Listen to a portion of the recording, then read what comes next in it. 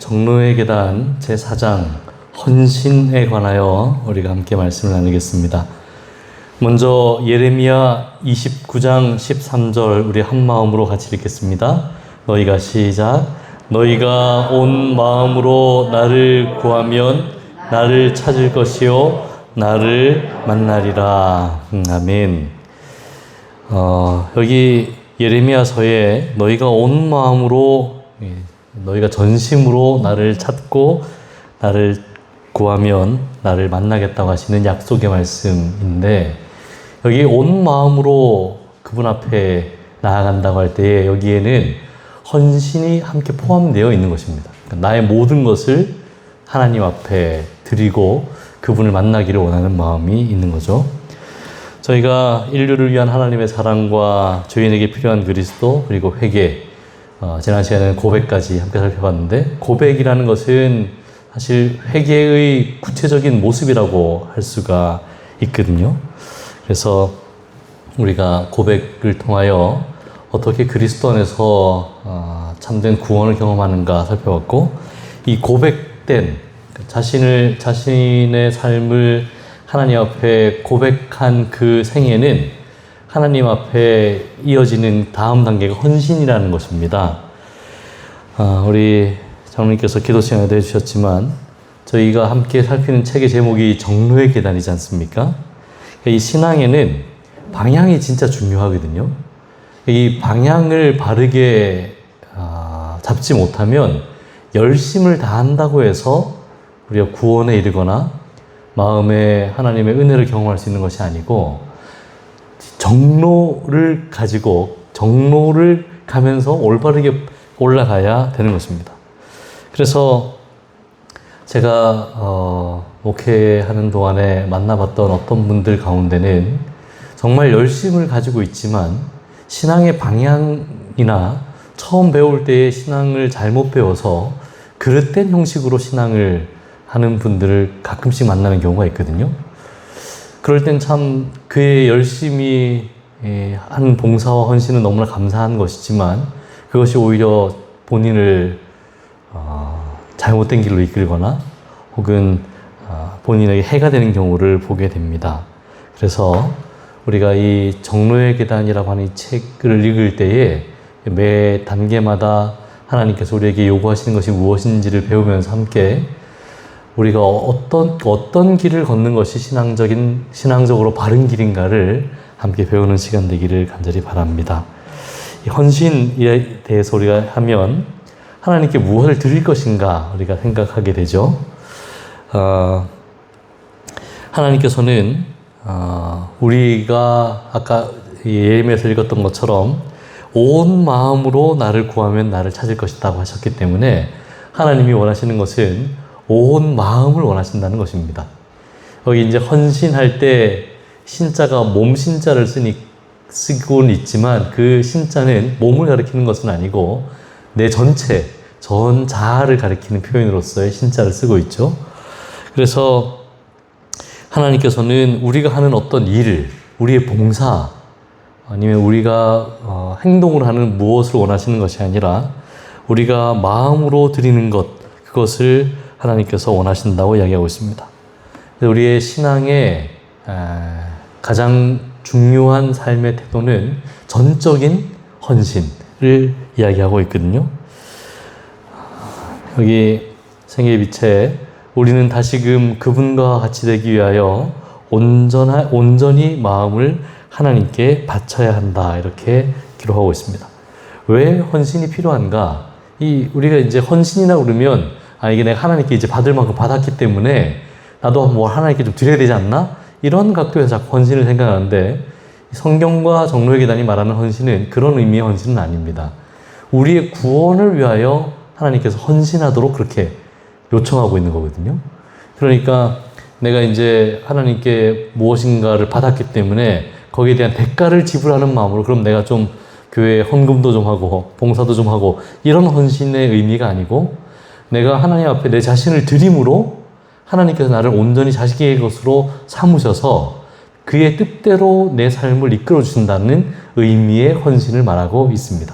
그래서 우리는 스스로 구원할 수 없기 때문에 하나님 앞에 내 자신을 드리는 게 필요해요. 그러니까 아까 말씀드린 것처럼 무언가의 대가로 하나님 앞에 지불하는 것이 아니고 우리의 구원을 내가 이룰 수 없기 때문에 하나님이 이루어 주시도록 그분 앞에 내 삶을 드린다. 이것이 오늘 우리가 함께 배우는 헌신의 핵심 내용이라고 할 수 있겠습니다. 에베소서에서 사도 바울은 죄와 허물로 죽었던 너희라고 이야기하고 있어요. 그러니까 우리는 다 어떤 존재냐면 하나님에게서 멀리 떠나 있고 죄와 허물로 말미암아 죽은 존재라고 가르치고 있는 것이죠.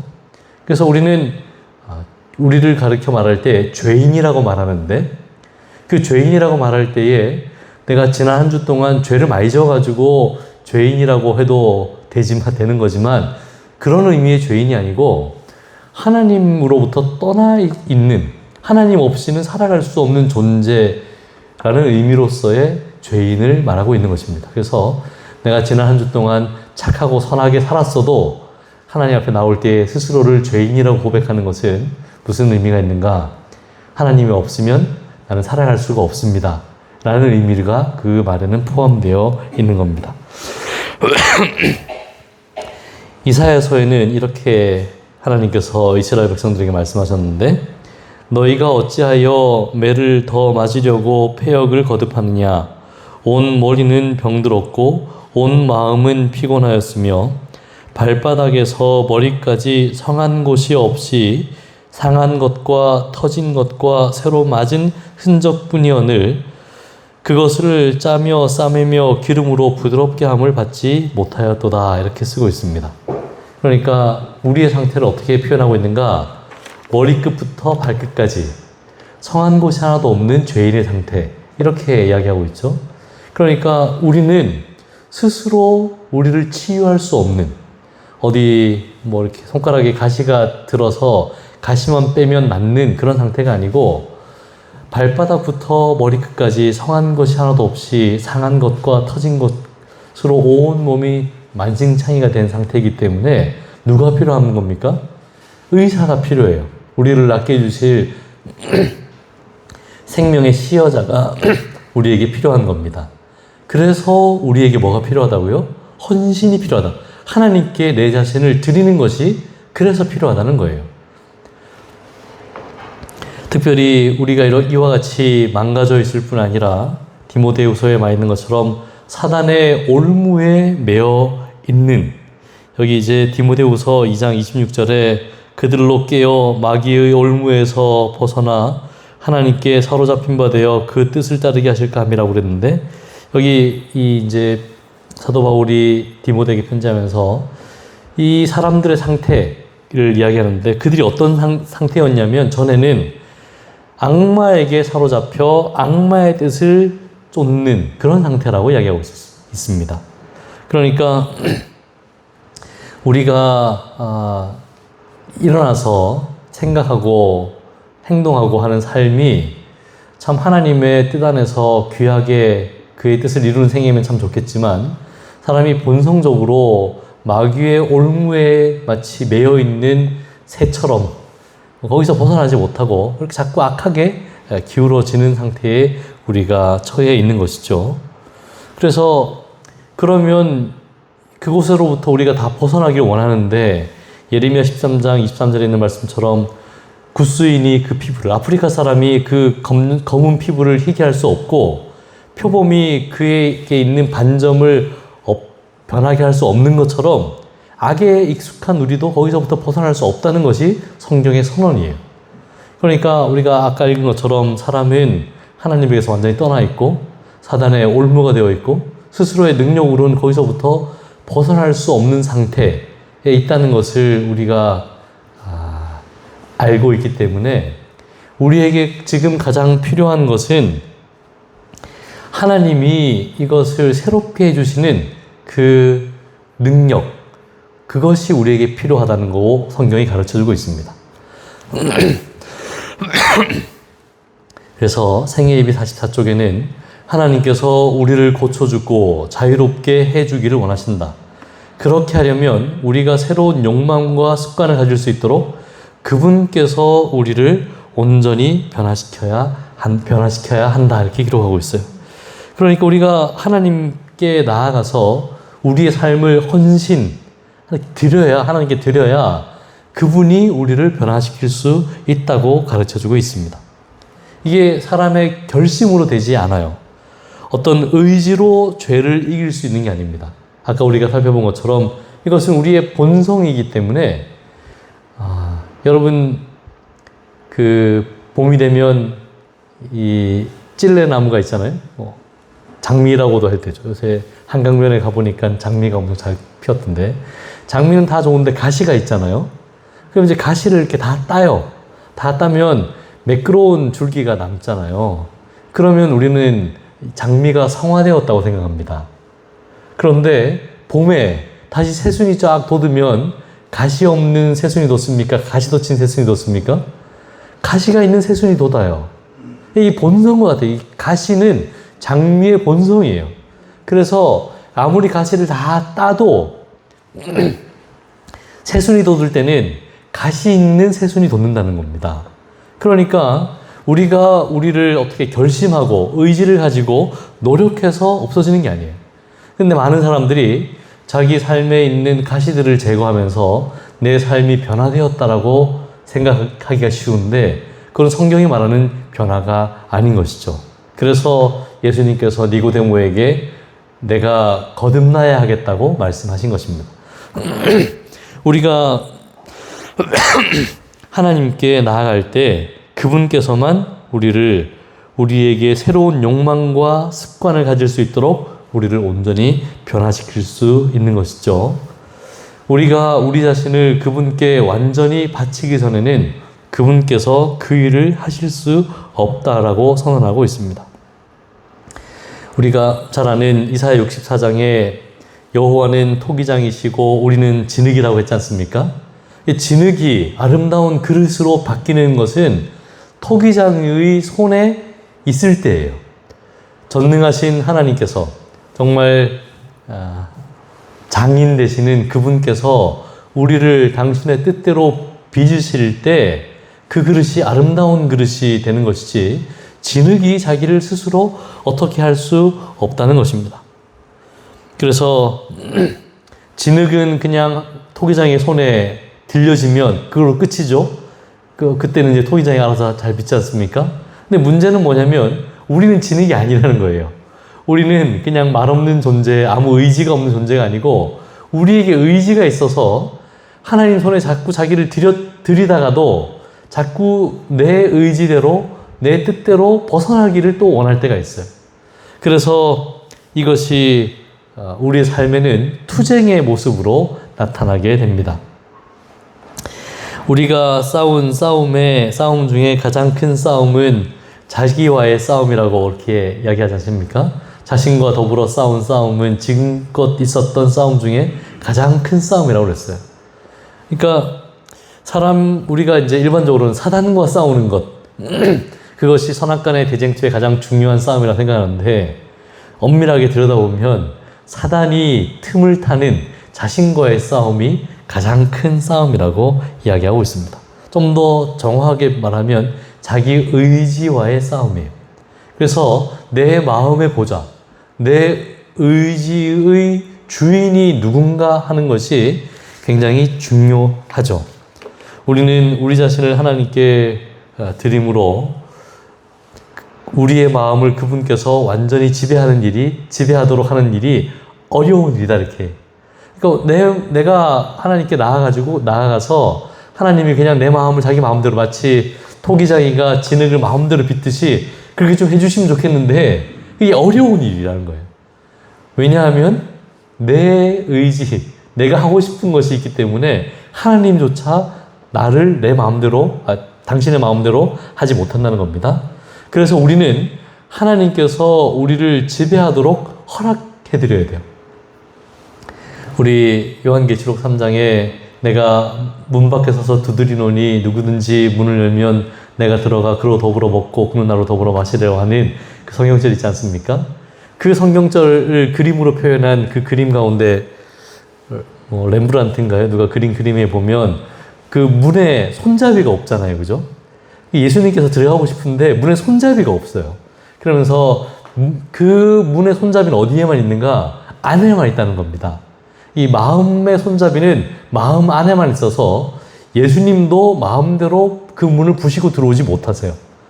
그건 주인이 의지를 가지고 그 문을 열어야 된다는 겁니다. 그래서 우리의 마음이 새롭게 변화되기를 원하는 사람들은 하나님께서 우리의 삶을 붙드시고 지배하시도록 그분께 허락해야 돼요. 그렇지 않으면 그분께서 우리를 새롭고 거룩하게 만들어 주실 수 없다는 것입니다. 사단은 우리가 하나님의 노예처럼 그렇게 살기를 원하신다고 우리 자꾸 속삭여요. 하나님은 그냥 무조건 순종하라고 가르친다. 마치 로봇처럼 로봇은 시키는 대로 다 그냥 그것만 하고 저항하거나 반대하지 않잖아요. 그런 것처럼 하나님께서 사람에게 요구하시는 것은 이런 맹목적인 순종이다. 이렇게 생각을 하도록 그렇게 우리에게 말하고 있는데 하나님께서 원하시는 것은 이런 맹목적인 순종이 아니라 우리가 하나님이 어떤 분인지를 알고 그분과 함께 있기를 원하는 마음으로 그에게 나아가는 것. 이것이 그분께서 원하시는 삶의 모습이라고 우리에게 가르쳐주고 있습니다. 이사야 1장 18절 우리가 잘 아시는 말씀인데 여호와께서 말씀하실 때 오라 우리가 서로 뭐 하자고요? 변론하자 이렇게 하겠어요. 이게 이제 너희 죄가 주홍 같을지라도 눈과 같이 이어질 것이요 너희 죄가 진홍같이 붉을지라도 양털같이 희게 되겠다고 말씀하시기 전에 뭐라고 말씀하시냐면 오라 우리가 서로 뭐 해보자? 변론해보자. 그러니까 넌 내 말 들어 내가 다 알아서 해줄게 이런 말씀하지 않으시고 내가 너와 함께 이야기해보고 하고 너는 나와 더불어 이야기하고 너의 뜻이 나의 뜻과 일치될 때에 그때에 주께서 이루신 구원이 내 것이 될 수 있음을 그렇게 말하고 있습니다. 우리가 기계처럼 사는 것이 하나님의 뜻이 아니라 창조의 걸작품인 우리가 우리의 의지와 뜻을 활용하여 하나님과 함께 하기를 하나님은 원하신다는 겁니다. 그래서 하나님은 이유 없는 맹종을 요구하지 않으시는 거죠. 우리 다 함께 좀 읽어보죠. 하나님께서는 시작. 하나님께서는 우리 자신을 당신께 바침으로 당신이 우리를 인도하실 수 있게끔 초청하신다. 그분께서는 우리가 원하는 바를 택할 수 있는 권리를 우리에게 주신다. 하나님께서 사람에게 주신 것 중에 가장 하나님 같은 것이 있는데 그게 바로 선택이에요. 자유의지. 그러니까 사람이 하나님의 형상으로 지음을 받았지 않습니까? 가장 하나님다운 것, 우리가 일반적으로 생각할 때는 사랑 이렇게 생각할 수가 있는데 사실 가장 하나님다운 것이 뭐냐면 자유의지예요. 내 마음대로 선택할 수 있다. 심지어 뭐도 선택할 수 있습니까? 죄도 선택할 수 있어요. 하나님을 떠나기로도 선택할 수 있는 것입니다. 그런 선택을 가진 우리가 우리의 선택으로 하나님 편에 서기를 하나님이 원하시는 거죠. 그래서 우리가 무엇을 선택할 것인가? 우리는 죄에서 해방되는 길을 택하여 그분께서 당신의 자녀에게 주시는 놀라운 자유를 누릴 수 있다. 이렇게 이야기하고 있습니다. 우리가 죄에서 벗어나는 그 길은 하나님을 선택하는 거예요. 제가 전에 한번 말씀드린 적이 있는데 우리는 종종 죄와 싸운다는 표현을 씁니다. 맞는 말이죠. 우리는 아까 우리가 함께 나눴던 말씀과 연결시켜보면 우리는 자아와 싸우는 경험을 많이 합니다. 그런데 이 싸움에는 답이 정해져 있어요. 자기와 싸워서 이긴 사람은 한 명도 없습니다. 역사가 증명해요. 꽤 오랫동안 심지어 우리가 뭐 인간적인 의지로 금연하는 사람도 있고 금주하는 사람도 있고 살을 떼는 사람도 있잖아요. 근데 그것도 진짜 힘들어요. 뭐 먹는 거 하나 절제하는 것도 점점 힘들지 않습니까? 그런데 간혹 그 싸움에는 승리하는 사람들이 있어요. 끝까지 정말 금연. 그런데 어떤 글을 읽어보니까 그런 글이 있더라고요. 담배는 끊는 게 아니고 끝까지 참는 거다. 이런 글이 있더라고요. 그러니까 이제 생각이 안 나는 게 아니라 하고 싶은데 안 하는 게 이게 이제 금연이라고 이렇게 했던데, 그런데 자아와 싸우는 사람들은 끝내 지게 되어 있습니다. 그럼 어떻게 자아를 이길 수 있는가? 성경이 가르치는 것은 자아와 싸우는 것이 아니고, 죄와 싸우는 것이 아니고, 하나님을 선택하는 것이 이 싸움에서 승리하는 비결이라고 가르쳐 주고 있어요. 그래서 우리가 죄를 승리한다라고 말할 때에, 오늘 내가 죄를 이겼어, 이를 악물고 참았어, 이게 죄가 승리한 것이 아니고, 하나님을 선택할 때 그때 우리는 죄를 승리하는 거예요. 그래서 우리가 하나님을 선택할 때에 우리에게 참된 승리가 주어지므로, 오늘 하나님께서 우리에게 헌신을 요구한다는 것은 그런 의미의 헌신을 요구하시는 것입니다. 아까 처음부터 말씀드린 것처럼 하나님이 나에게 많은 걸 주셨기 때문에 나도 뭔가 하나님께 드려야지, 이런 헌신이 아니라 하나님께 내 자신을 드림으로써만 우리가 죄를 승리할 수 있기 때문에 하나님은 우리 자신을 당신에게 드리도록 요청하시는 것이죠. 그래서 죄에서 승리하고 우리가 구원의 길 위에 서는 유일한 방법은 하나님 앞에 헌신하는 겁니다. 자신을, 하나님을 선택하고 그분과 함께 있기로 사는 것. 이것이 헌신의 목적이에요. 우리는 가끔 헌신하면 하나님을 기쁘시게 하기 위해서 헌신한다고 생각하지만, 그게 헌신의 목적이 아니고 나를 구원하기 위하여 하나님께 드린다. 이것을 꼭 기억하게 되기를 간절히 바랍니다. 그런데 우리가 하나님 앞에 드리도록 할 때에, 우리가 우리 자신을 하나님께 바칠 때 우리는 그분에게서 우리를 분리시키는 모든 것을 버리게 된다. 우리가 하나님께 자신을 드리기를 원해요.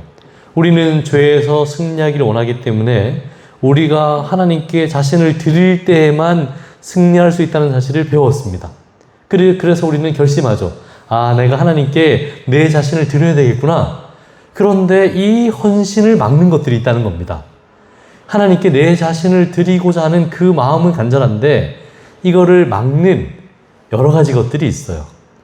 그것들이 정로의 계단 이렇게 4가지를 쓰고 있는데, 재물에 대한 사랑, 인정받고 싶은 욕망, 안일함을 추구하는 삶, 이기심이 가득한 생애.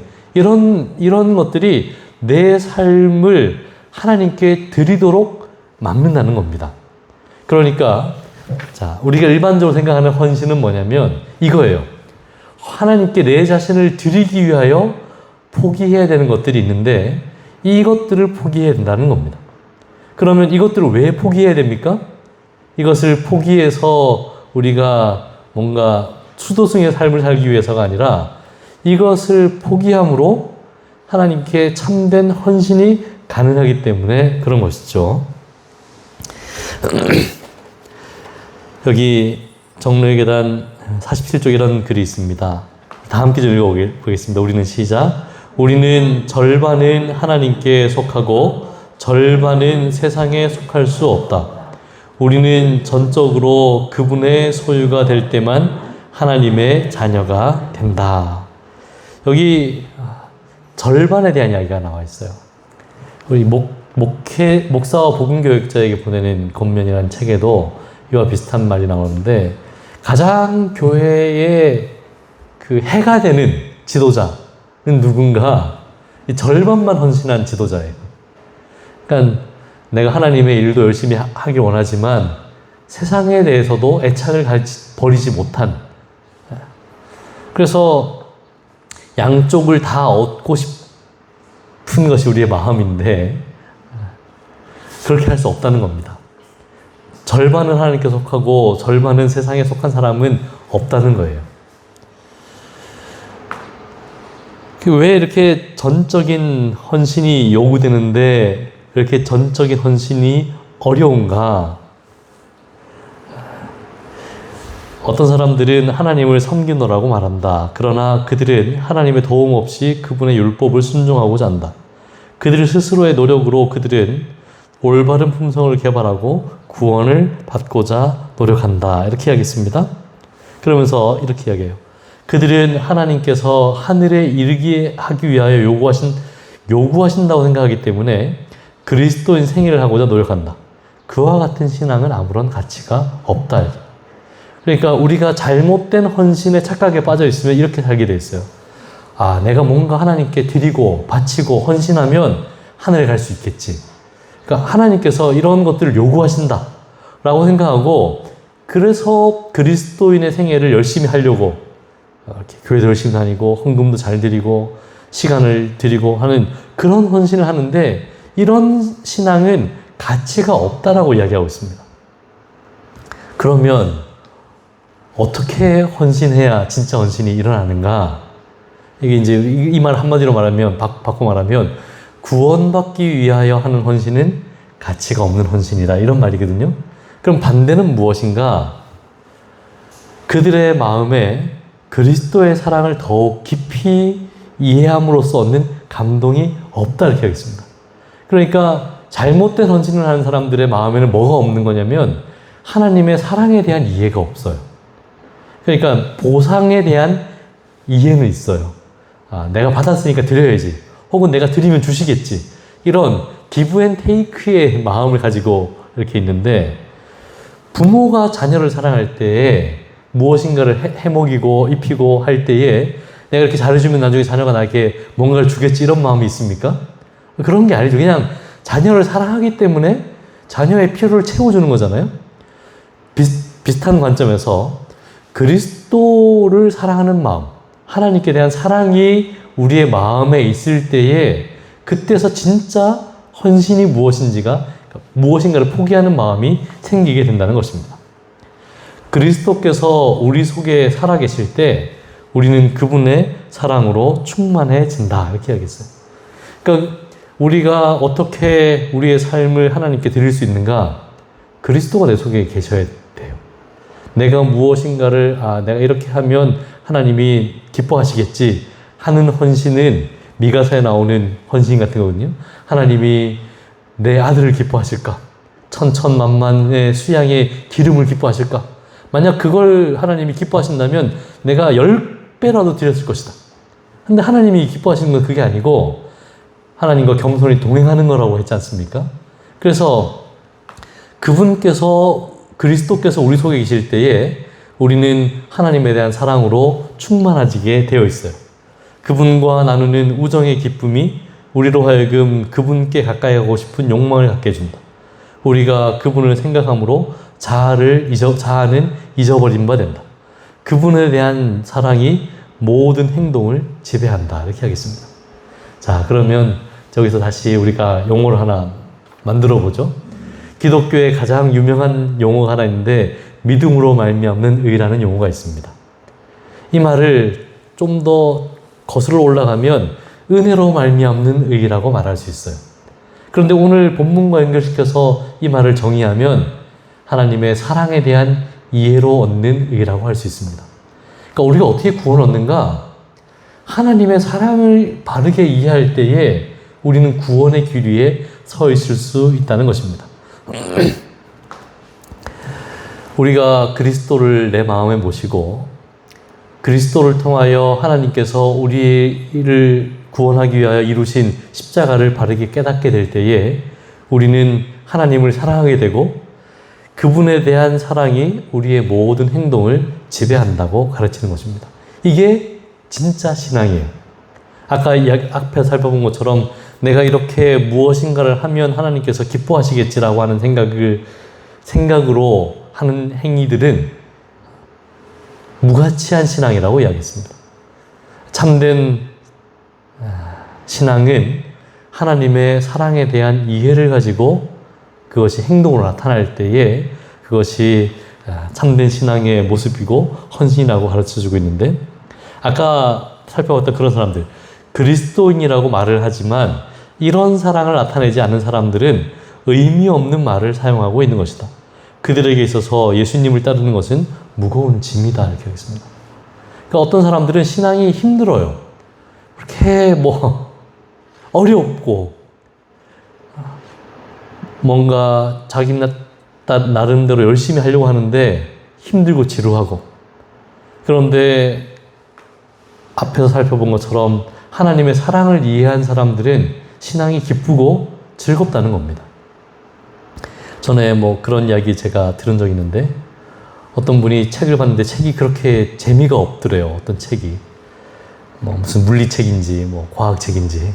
재미가 없는 책이 하나 있는데, 어느 날 누구 소개로 남자친구를 하나 만났는데, 그 남자친구가 그 책의 저자였던 겁니다.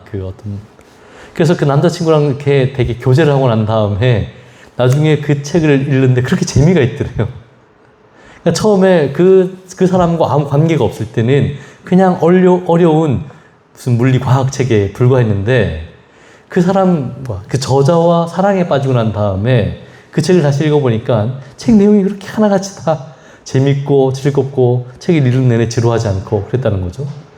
그러니까 신앙이라는 게 하나님에 대한 사랑, 내가 하나님을 사랑하는 게 아니고 하나님 나를 사랑하시는 것에 대한 바른 이해, 그것을 깨닫고 난 다음에, 그런 다음에 우리가 신앙을 하게 될 때 신앙의 모든 것들이 기쁨으로 내 삶에 다가오게 된다는 것입니다.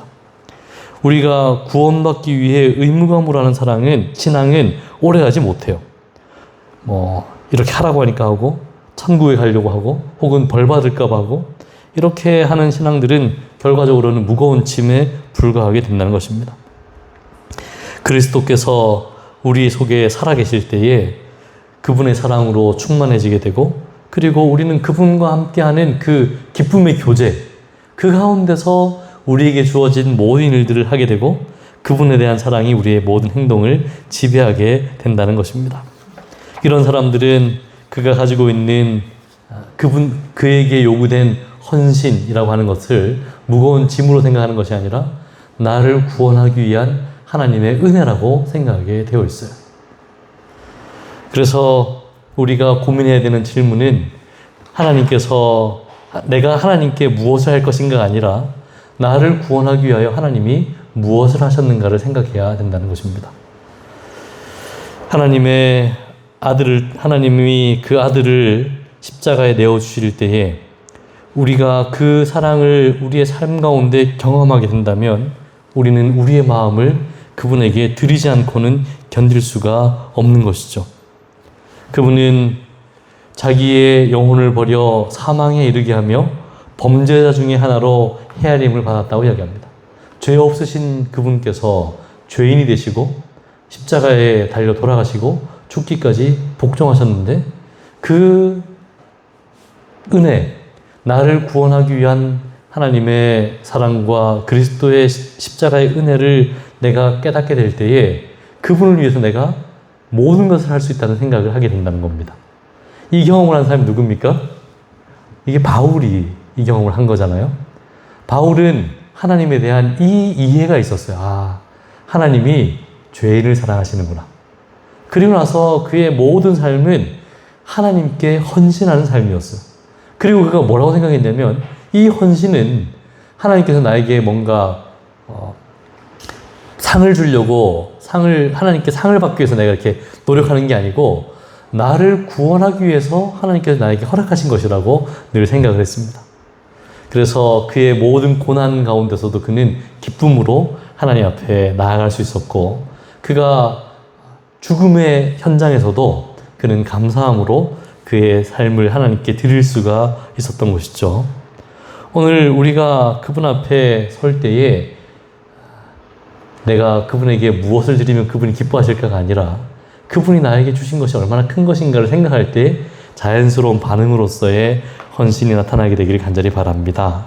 제가 이 헌신장을 읽을 때마다 무슨 생각이 늘 드냐면, 철든 아들의 심정, 이런 마음이 늘 들어요. 자녀가 부모에 대하여 참 감사한 마음을 가질 때가 언제냐면 부모의 마음을 이해했을 때잖아요. 그때가 전 철들었다 생각하거든요. 철들면 부모님의 뜻에 순종하고 싶은 마음이 그냥 자연스럽게 생기는 것처럼, 우리가 하나님께서 나를 사랑하신다는 것을 깨닫게 될 때, 그때 우리는 하나님께 무엇을 해야 될지도 바르게 깨닫게 된다는 것입니다. 오늘 우리가 기도할 때에 하나님 앞에 내 자신을 드림으로 우리가 얻는 구원이 무엇인지를 먼저 이해하게 달라고 기도해 보시게 되기를 간절히 바랍니다. 하나님께서 우리에게 무엇인가를 버리라고 할 때에 그것을 포기하라는 의미가 아니고 하나님께 맡겨버리라는 거예요. 제가 참 이 표현을 참 좋아합니다. 하나님께서 나에게 무엇인가 버리라고 할 때에 그냥 포기하고 버리고 내던지고가 아니고 하나님께 맡겨버리라 해요. 하나님께 다 내어주라. 그리고 그분께서 우리 각 사람에게 가지고 최선의 계획을 가지고 계신다는 것을 믿게 되기를 간절히 바랍니다. 하나님은 우리들이 고통당하는 것을 원하시는 것이 아니라 우리가 구원받기를 원하시는 아버지이심을 기억해야 될 필요가 있어요. 많은 사람들은 하나님이 나에게 헌신을 요구함으로 때로는 고통을 원하신다고 생각하는데 그게 아니고 하나님께서 요구하시는 모든 것은 우리가 구원에 이르기를 원하신다는 거예요. 만약 어떤 어머니가 아이 손에 들고 있는 사탕을 뺐을 때 그 아이가 그 너무 좋아하는 사탕을 뺏음으로 고통을 주려고 뺏는 게 아니고 왜 그 아이에게 사탕을 뺏어요? 그 아이가 건강하기를 바라는 마음으로 사탕을 뺏는다는 거잖아요. 하나님께서 때로는 우리가 생각할 때는 왜 하나님이 고통을 나에게 요구하시지? 이걸 왜 취하여 가시지라고 고민될 때에 그때에 우리가 생각해야 될 것은 하나님이 어떤 분인가를 바르게 이해하는 데 있는 것입니다. 그러므로 우리는 우리의 마음을 스스로 변화시킬 수 없고 우리는 우리의 힘으로 우리의 사랑을 하나님께 드릴 수 없지만 하나님을 선택할 수 있어요. 하나님께서 나를 이처럼 사랑하시는 분이라는 것을 깨닫고 그분을 선택하게 되기를 바랍니다. 그리고 우리의 마음을 그분께 드림으로 그분께서 우리의 삶을 이끄시도록 내어드릴 수가 있어요. 이 첫 걸음이 어디서부터 시작하는가? 하나님이 나를 사랑하신다는 것을 깨닫는 데서부터 시작하는 것입니다. 전적인 변화는 선택력을 올바로 사용함으로써 우리 생애에 이루어질 수 있다고 이야기하고 있습니다. 오늘 하나님이 어떤 분인지 알아야 그분을 선택할 거 아닙니까? 하나님을 잘 모르면 하나님에게 자꾸 떠나게 되어 있어요. 어떨 때는 두렵고 어떨 때는 좀 속상하고 마음이 상하는 경우가 있는데 하나님을 바르게 아는 모든 이들은 그분 안에서 참된 평화를 누리게 될 것입니다. 하나님께 내 삶을 드림으로써만 구원이 이른다는 사실을 깨닫게 될 것입니다. 그러므로 이 저녁 우리 모두는 하나님을 선택하는 종들이 되기를 간절히 바라면서 말씀을 줄이겠습니다.